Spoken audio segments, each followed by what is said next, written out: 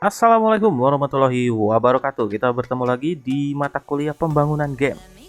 Kali ini kita akan membahas materi selanjutnya, yaitu player character, template control, dan game balance. Oleh karena itu, mari kita mulai dengan membaca Bismillahirrohmanirrohim.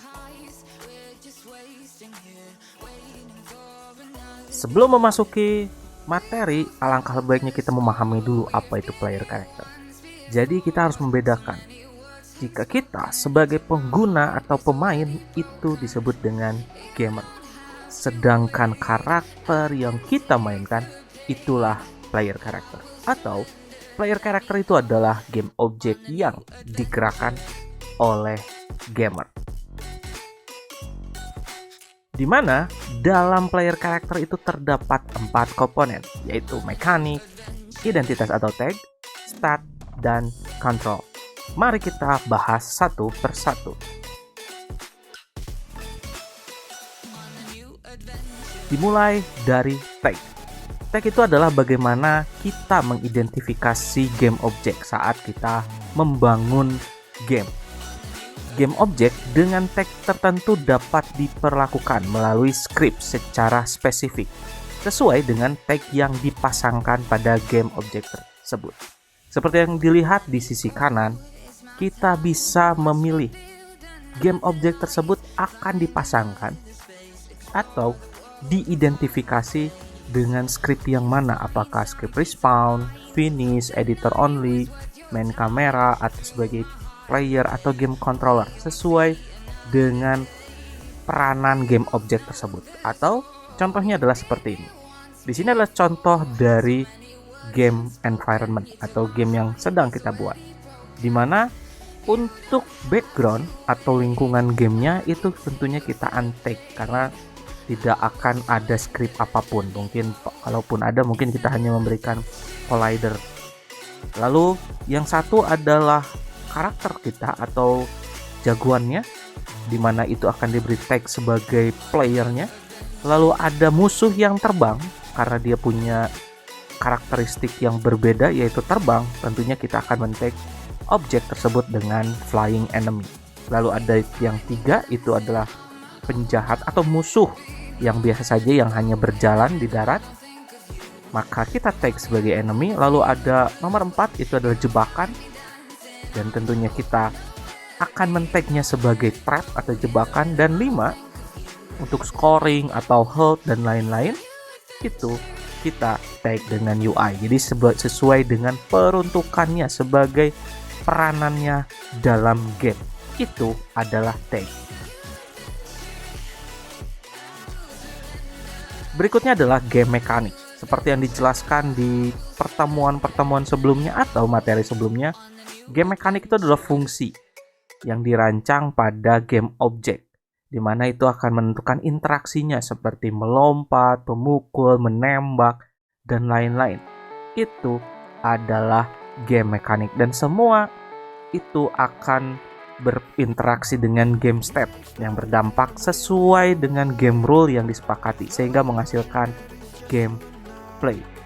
Di mana gameplay itu adalah kombinasi dari game object yang diberikan mekanik dan juga dapat diberikan game rule. Jadi tentunya harus ada aturan ya, jika mengenai musuh berkurangnya berapa, jika mendapatkan hadiah atau mendapatkan koin, itu akan mendapatkan berapa skornya, mendapatkan darah seperti apa, atau menambah kekuatan. Itu adalah game rule. Kombinasi dari 3 komponen itu adalah gameplay.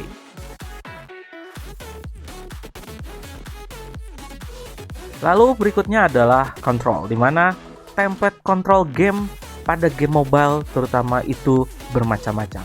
Berikut adalah template control game pada game mobile. Yang pertama adalah full screen control, di mana interaksinya kita tidak terpaku dengan button. Jadi dia akan full screen, kita bisa menyentuh dimanapun, setiap sentuhan itu akan menjadi interaksi, di mana maksimal 2 mekanik yang bisa dilakukan pada waktu bersamaan.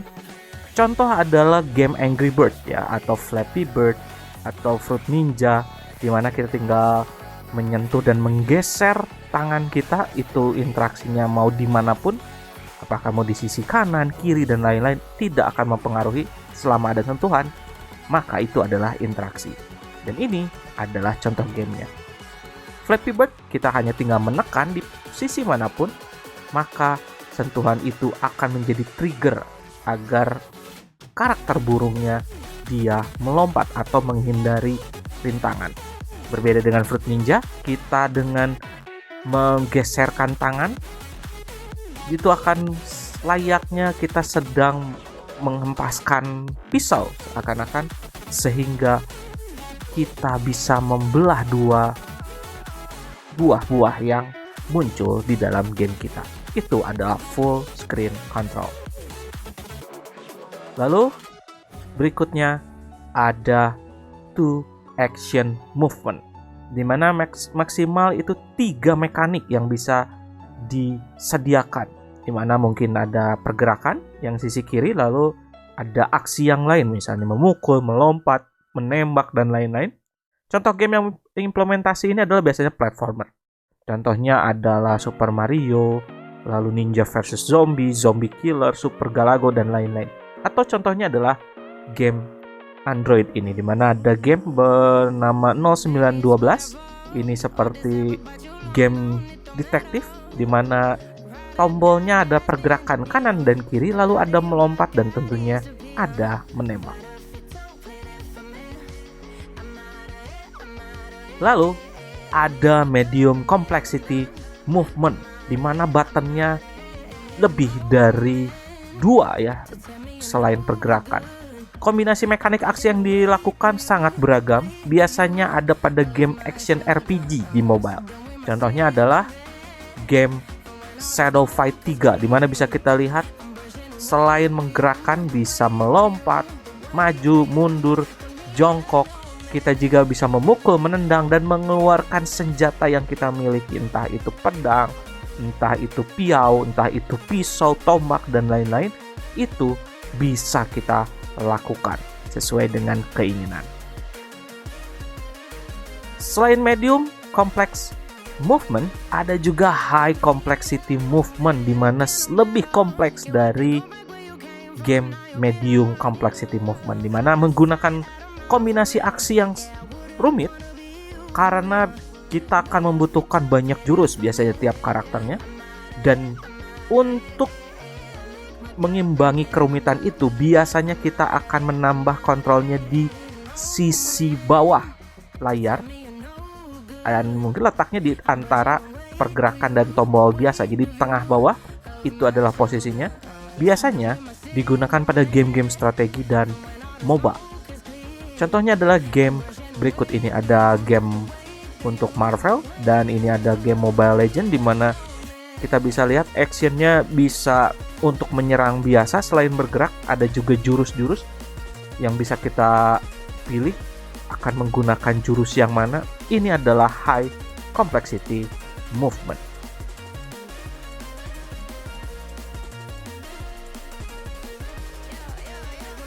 Dan untuk komponen yang terakhir adalah yang dinamakan stat, di mana ada statistiknya, ada health, ada armor, point, money, dan lain-lain yang berhubungan dengan karakter kita, atribut-atributnya atau entitas dari karakter kita sesuai dengan gamenya. Jadi bisa saja mungkin skillnya hanya bisa dipakai 3 kali, jadi nanti ada hit keberapa atau menyisakan berapa hit dari skill yang kita miliki.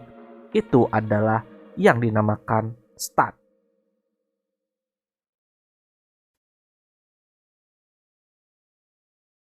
Berikutnya adalah contoh penempatan stat pada UI dan desain antarmukanya. Seperti yang dilihat di layar, ini adalah salah satu contoh penempatan pada game Street of Rage 4. Di mana di sini kita bisa lihat skor yang dimiliki oleh karakter kita, Floyd, lalu ada darahnya, dan tentunya ada health dari musuhnya ya, ada Garcia.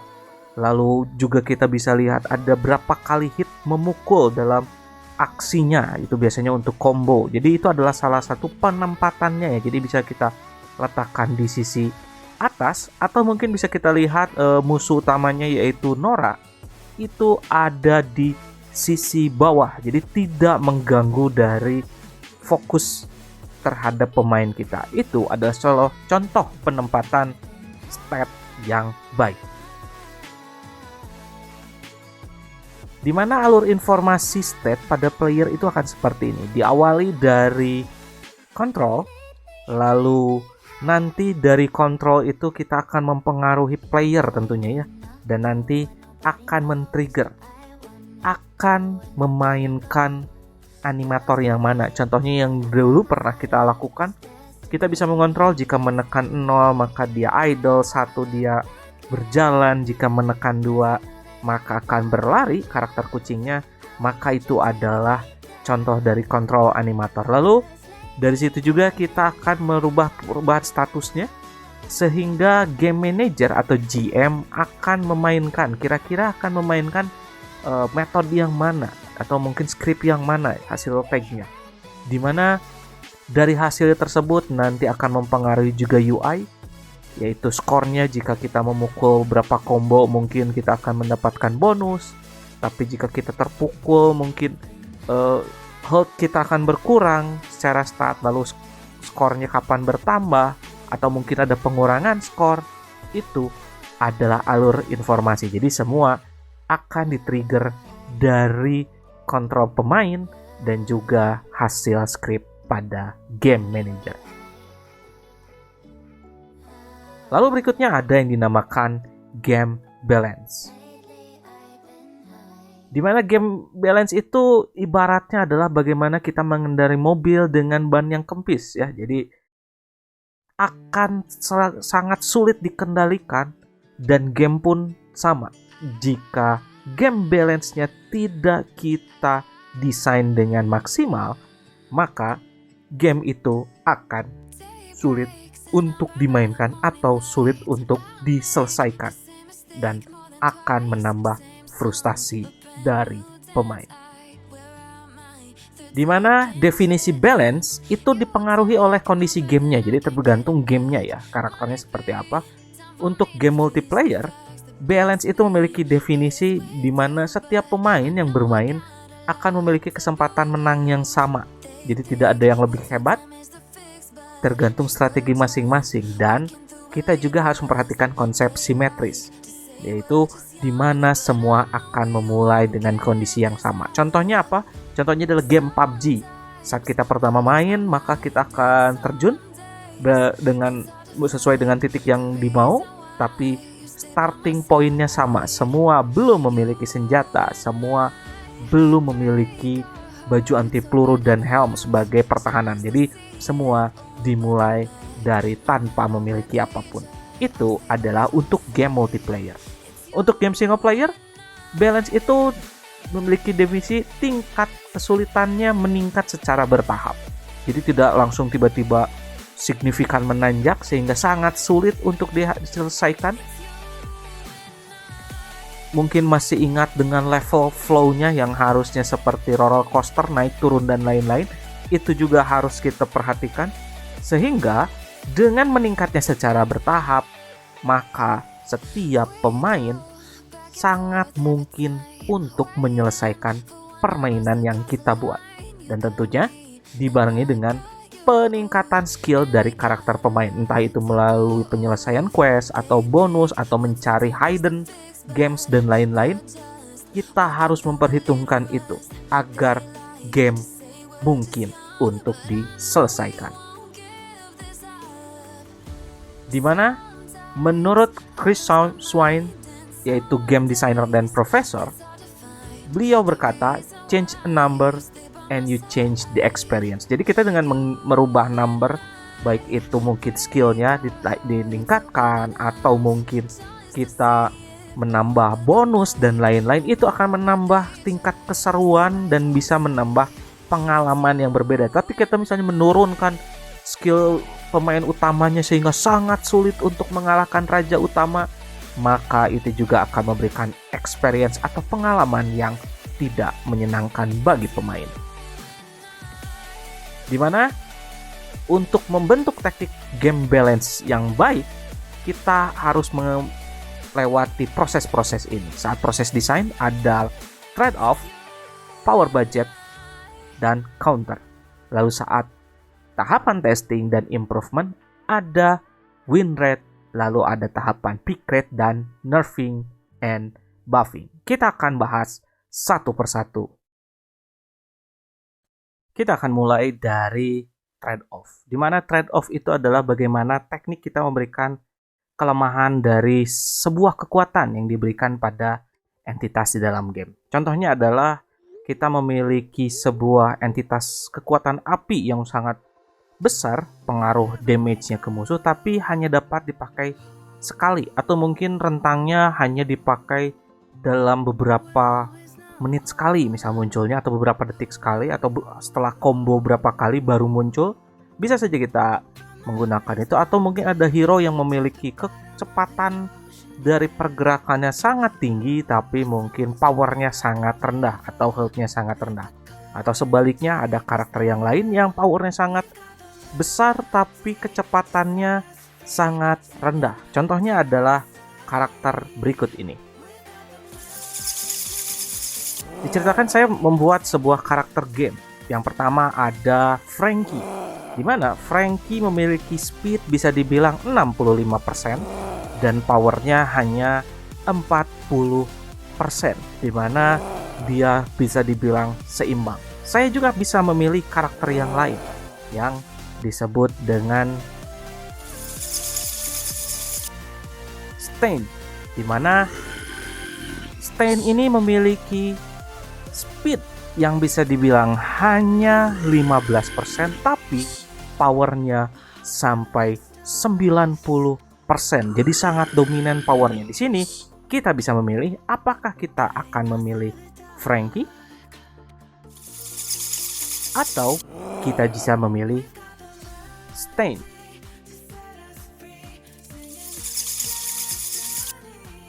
Jadi pemain diberikan kebebasan apakah ingin yang dominan secara speed atau dominan secara power. Jadi tidak ada yang powerful dari kedua sisinya. Pertanyaannya itu adalah saat kita mendesain, bagaimana cara menentukan nilai pada entitas karakter. Salah satu caranya yaitu kita menggunakan konsep power budget. Misal saya akan menambahkan satu karakter lainnya yang diberi nama Ken, di mana Ken ini biasa dibilang karakter baru yang akan kita tentukan powernya seperti apa. Langkah pertama adalah tentunya kita tentukan maksimal powernya dari semua entitas itu berapa. Anggap yaitu 100, dan saya akan memberikan nama itu adalah budget atau kuota lah ya, mungkin kuota atau budget yang disediakan yaitu 100%. Lalu saya akan memberikan Ken itu kelebihan, dimana karena Ken berbeda dengan Frankie yang banyak alatnya, dengan membawa helm, membawa sebuah pen, lalu berbeda dengan Stain yang besar secara tubuh, sehingga saya akan memberikan entitas speednya yaitu 80% dari semua itu, sehingga budget kita dari 100% itu hanya menyisakan 20%, yang itu akan diberikan pada entitas lain yaitu power. Tapi jika kita hanya menggunakan kombinasi dari budget ini, bisa kita lihat sangat jomplang ya, powernya sangat rendah. Apakah ini bisa menjadi karakter yang favorit untuk pemain untuk memainkannya? Tentu belum tentu ya, karena powernya sangat rendah, mungkin akan sangat sulit bagi pemain untuk menggunakan Ken ini. Oleh karena itu, kita bisa memberikan bonus, atau ada yang menyebutnya diskon atau bonus, di mana bisa memberikan 2 kali lipat dari sisa budget. Karena tadi speed 80 berarti sisanya 20, kita bisa 2 kali lipat dari sisa budget tersebut yaitu 20, sehingga 20 tambah 20 adalah 40%, sehingga kita bisa memberikan powernya seperti ini. Jadi powernya 40% dan speed 80%. Dengan asumsi yang biru adalah sisa budget dan yang hijau adalah bonus nilai. Jadi kita bisa memberikan tambahan power agar tidak underpower. Pertanyaannya, apakah ini boleh? Nilai entitas melebihi budget maksimal tentunya boleh. Yang penting terukur dan tidak membuat karakter tersebut terlalu overpowered sehingga musuhnya terlalu mudah untuk dikalahkan, terlalu mudah untuk diselesaikan. Itu pun tidak boleh. Atau kita tidak memberikan nilai entitas lebih dari budget, bisa saja. Tapi tentunya kita juga harus mengukur apakah mungkin dengan kekuatan Ken yang powernya hanya 20%, misal kita gunakan untuk melawan raja terakhir, bisa diselesaikan, atau sangat tidak mungkin. Itu harus kita ukur karena nilai entitas ini akan mempengaruhi game balance. Apakah memberikan experience yang menyenangkan atau malah membuat frustasi atau membosankan. Dimana tentunya dari entitas itu kita juga harus mendesain yang disebut dengan counter. Dimana counter itu adalah bagaimana entitas satu dengan entitas lain itu bisa saling mengalahkan. Contohnya adalah konsep batu gunting kertas ya, dimana gunting akan kalah dari batu, batu kalah dari kertas, kertas kalah dari gunting. Jadi itu adalah kita harus membuat rancangannya, tidak ada yang super power dari sisi entitasnya, akan saling mengalahkan.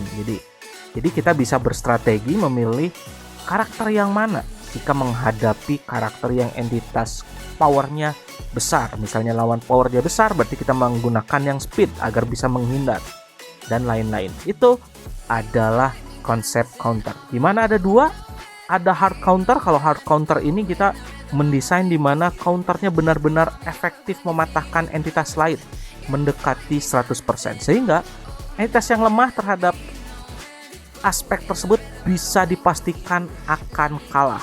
Misalnya dari gambar yang kanan kita bisa lihat lingkaran luar itu ada target, pukul, lari, lalu ada yang duri, lalu ada untuk recovery, api, dan pisau itu bisa saling mengalahkan. Tapi ternyata pisau itu sangat mematikan untuk recovery, dan ternyata orang yang recovery-nya baik itu bisa dengan mudah mengalahkan yang speed. Tetapi yang speed bisa dengan mudah mengalahkan orang yang tipikalnya targeting atau orang sniper jarak jauh. Itu bisa kita lakukan. Ada juga soft counter yang desainnya di mana tingkat efektivitas sehingga counter mematahkan entitas lainnya di bawah 50%. Sehingga counter memang berbahaya bagi sebuah entitas namun dirancang tidak terlalu fatal. Jadi benar-benar hanya pengaruhnya tidak terlalu besar tapi cukup mematikan, sehingga bisa dibilang tidak dominan, tidak terlalu dominan dan memberikan tantangan kepada player. Itu adalah soft counter.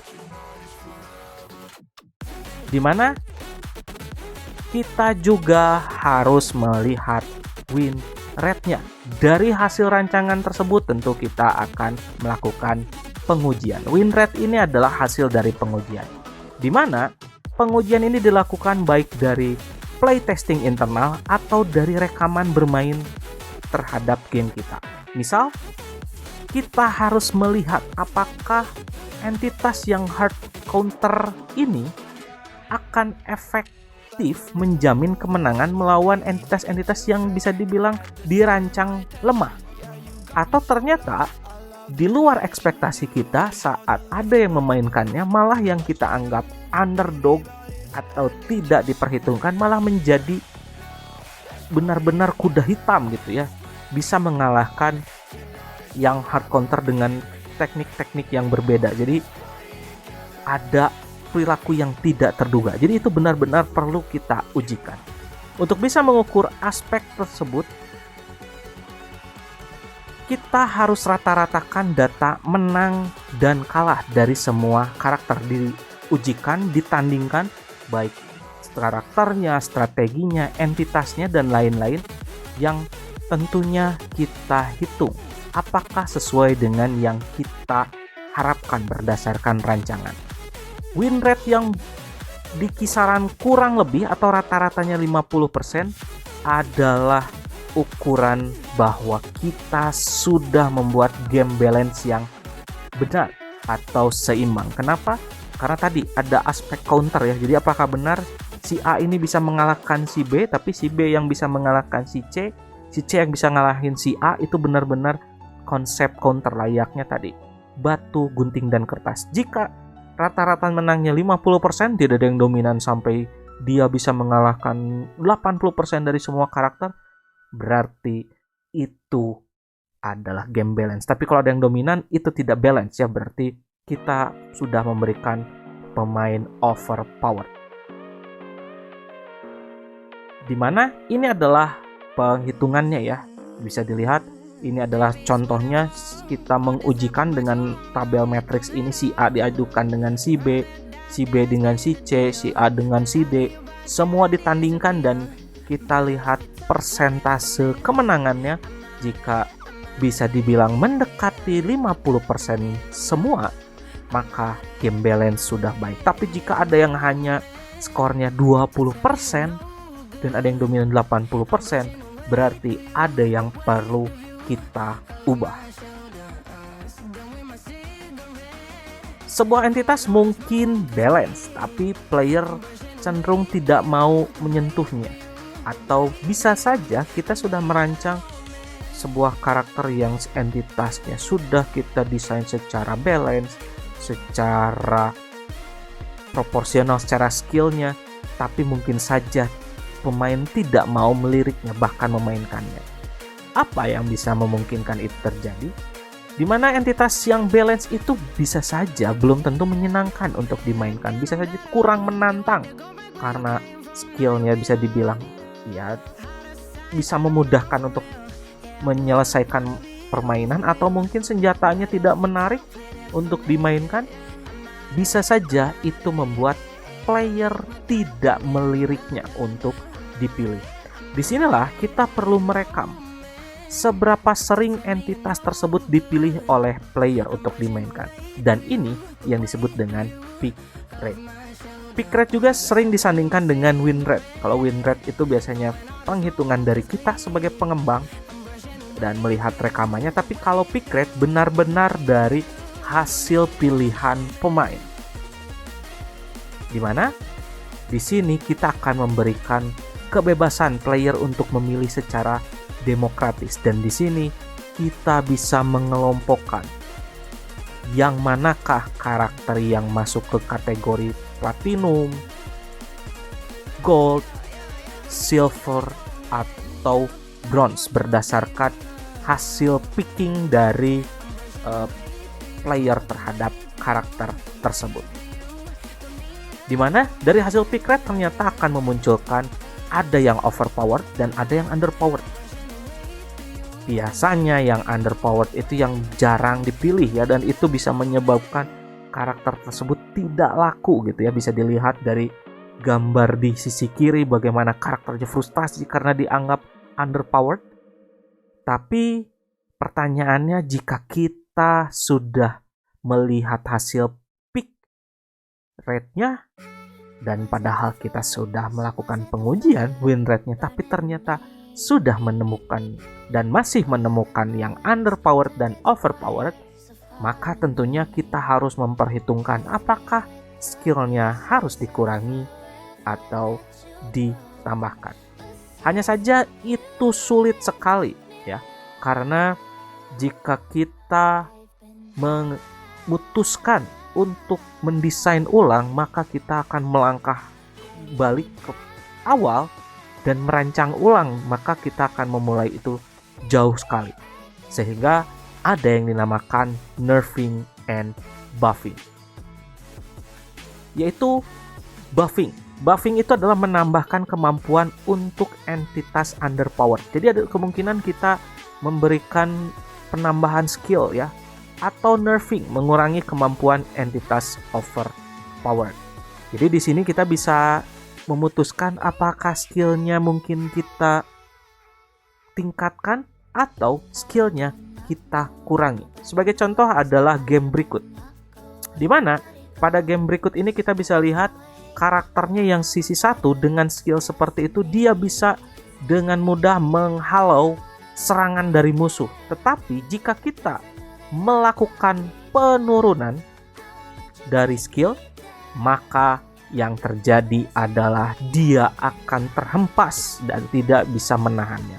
Sebaliknya, jika kita mengawali dari sisi kanan yang tadinya tidak bisa apa-apa, tapi kita melakukan peningkatan dari sisi skill atau buffing, berarti kita akan memberikan kenikmatan atau mungkin yang tadinya tidak laku karakternya menjadi lebih laku. Hanya saja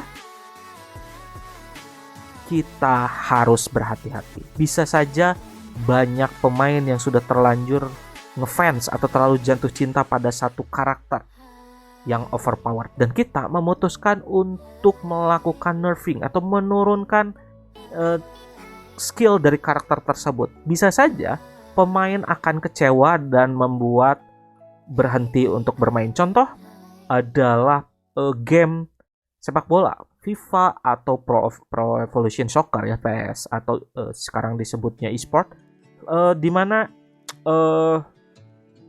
karakter dari Lionel Messi dan Cristiano Ronaldo adalah karakter yang bisa dibilang secara skill di atas rata-rata. Bisa saja dengan bertambahnya umur tentunya skillnya menurun. Nah, para pengembang akan memutuskan, akan memperhitungkan apakah akan diturunkan secara drastis atau tidak. Tentunya itu harus diperhitungkan. Misal yang tadinya levelnya adalah black ball untuk di PS untuk Messi dan Cristiano Ronaldo dan diputuskan menjadi gold, tentunya fans dari masing-masing Cristiano Ronaldo atau Messi akan sakit hati dan bisa saja memutuskan untuk tidak memainkan lagi game tersebut, pindah ke game yang lain yang mungkin masih memperlihatkan skillnya yang luar biasa, baik dari Messi atau Cristiano Ronaldo. Jadi melakukan buffing dan nerfing pun harus dengan hati-hati. Banyak game dev yang memilih membiarkan karakter yang overpowered apa adanya, terutama pada karakter dengan peak rate tinggi, ya contohnya Messi dan Cristiano Ronaldo, dan hanya melakukan buffing pada karakter lain yang underpowered sehingga dapat melakukan soft counter pada karakter-karakter overpowered tersebut. Itu adalah penjelasan dari materi hari ini. Atas atensinya saya ucapkan terima kasih. Wabillahi taufiq wal hidayah. Wassalamualaikum warahmatullahi wabarakatuh.